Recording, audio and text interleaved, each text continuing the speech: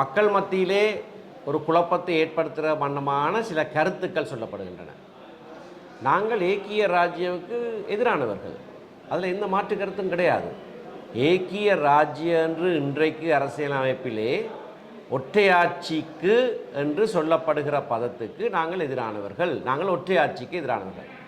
கஜேந்திரகுமார் பொன்னம்பலம் ஏன் சிங்களத்தில் அதை சொல்லிக் கொண்டிருக்காருன்னு எனக்கு புரியவில்லை. தமிழ் மக்களோட தமிழில் பேசுகிற போது ஏக்கிய ராஜ்யம்னு சொல்கிறார், ஒற்றையாட்சின்னு சொல்லாமே. ஒற்றையாட்சிக்கு தான் நாங்கள் எதிரானவர்கள். சரி, ஆங்கிலத்தில் சொல்கிறதா என்றால் யூனிட்டரி ஸ்டேட்டுக்கு நாங்கள் எதிரானவர்கள். ஒற்றையாட்சி, யூனிட்டரி ஸ்டேட் என்ற சொற்பதங்களுக்கு நிகரான சிங்கள பதம் ஏக்கிய ராஜ்யம் என்று பாவிக்கப்படுகிற போது அதற்கு நாங்கள் எதிரானவர்கள். ஆனால் அவர் என்ன செய்ய பார்க்கிறார் என்றால், 2016 19 வரையிலே தயாரிக்கப்பட்ட அரசியலமைப்பு வரைவிலே அந்த பாவிக்கப்பட்டிருக்கிறது. அந்த சொல் தனியாக பாவிக்கப்படவில்லை. அவர் மக்களை பிழையாக வழிநடத்துகிறார். பாவிக்கப்பட்ட சொற்றொடர் ஏக்கிய ராஜ்ய ஸ்ட்ரோக் ஒருமித்த நாடு. அங்கே ஏக்கிய ராஜ்ய என்று சொல்லுவது ஒரு நாடு. ராஜ்ய என்ற சிங்கள சொல்லுக்கு அர்த்தம் நாடு. ரஜய என்று சொன்னால்தான் ஆட்சி முறை அல்லது அரசாங்கம். இது தமிழ் மக்கள் பலருக்கு தெரியாமல் இருக்கலாம், ஆனால் கஜேந்திரகுமார் பொன்னம்பலத்துக்கு நல்லாவே தெரியும். அவருக்கு தமிழை விட சிங்களம் கூடுதலாக தெரியும்.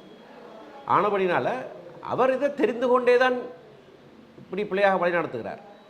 ஏக்கிய ரஜய என்ற சொல்லு பாவிக்கப்படையில் ஏக்கிய ராஜ்யம் ஒரு நாடு.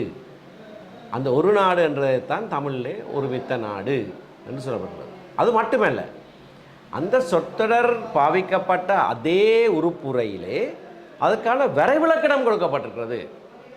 என்ன சொல்லை பாவித்தாலும் இந்த சொல்லினுடைய அர்த்தம் இதுதான் என்று அங்கேயே சொல்லப்பட்டால் அதுதான் அதனுடைய அர்த்தம். வரைவிலக்கணம் என்ன சொல்லுகிறது? மத்தியிலும் மாகாணங்களிலும் அரசியலமைப்பிலே சொல்லப்பட்டதன்படி அதிகாரங்களை பிரயோகிக்கிற நாடு என்று சொல்லப்பட்டிருக்கிறது. ஏன் மத்தியிலும் மாகாணங்களிலும் என்று சொல்லப்பட்டிருக்கிறது? ஏனென்றால் இது ஒற்றை ஆட்சி அல்ல. ஒற்றை ஆட்சி என்றால் மத்தியிலே மட்டும்தான் அதிகாரங்கள். ஆனால் அதே உறுப்புரையில் சில சட்டங்களில் வரைவிலக்கணம் கடைசியில் ஒரு இடத்துல போடுவார்கள்.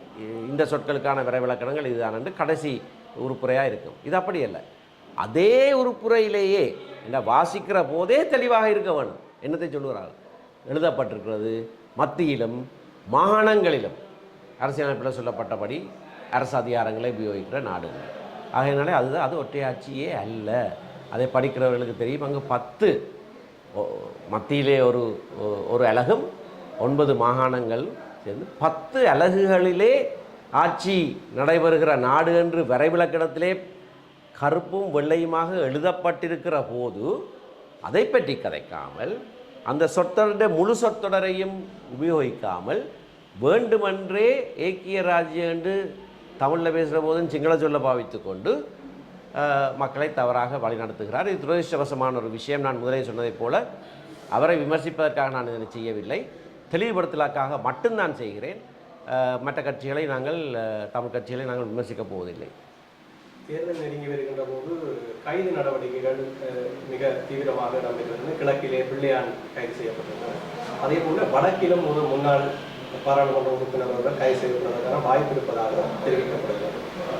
இதன் பின்னணி இது பின்னணி என்னவென்று எனக்கு தெரியாது. ஆனால் வடக்கிலேயும் பல ஊழல்கள் நடைபெற்றிருக்கின்றன. மணல் சம்பந்தமான ஊழல்கள் பிரதானமாக நடைபெற்றிருக்கின்றன. மகேஸ்வரி நிதியம் என்கின்ற ஒரு நிதியத்தை வைத்து பல கோடிக்கணக்கான பணங்கள் வசூல் செய்யப்பட்டதெல்லாம் எங்களுக்கு தெரியும். நான் நீதிமன்றத்துக்கு சென்று அது தவறென்ற ஒரு தீர்ப்பையும் ஒரு தடவை பெற்றும் இருக்கிறேன். 2015ஆம் ஆண்டு மைத்ரிபால சிறிசேன ஆட்சிக்கு வந்த உடனே ஊழல் எதிர்ப்புக்காக ஒரு செயலணி ஒன்று உருவாக்கப்பட்டது. அந்த செயலணி உருவாக்கப்பட்ட போது அதற்கான ஒரு குழு நியமிக்கப்பட்டது. திரு சம்பந்தனும் நானும் அந்த குழுவில் இருந்தோம். அனுரகுமார் திசாநாயக் அந்த குழுவில் இருந்தார். மங்கள சமர வீர தலைமையிலே அந்த குழு அமைக்கப்பட்டது. அதிலே ஊழல் சம்பந்தமான குற்றச்சாட்டுக்களை முன்வைப்பதற்கான ஒரு அலுவலகத்தை திறந்து அதிலே அந்த முறைப்பாடுகளை செய்யும்படியான ஒரு வேலை திட்டம் ஆரம்பிக்கப்பட்டு அனுரகுமார் திசாநாயக் அதுக்கு பொறுப்பாக விடப்பட்டார். அவருடைய செயலாளராக அந்த வேளையிலே கடமையாற்றிய ஆனந்த விஜயபால என்கின்றவர் தான் அந்த செயலத்துக்கு பொறுப்பானவராக நியமிக்கப்பட்டவர். அந்த செயலகம் அலரி மாளிகையிலே பக்கத்திலே உருவாக்கப்பட்டது. வேறொரு வாயில் மூலமாக உள்ளே செல்லலாம்.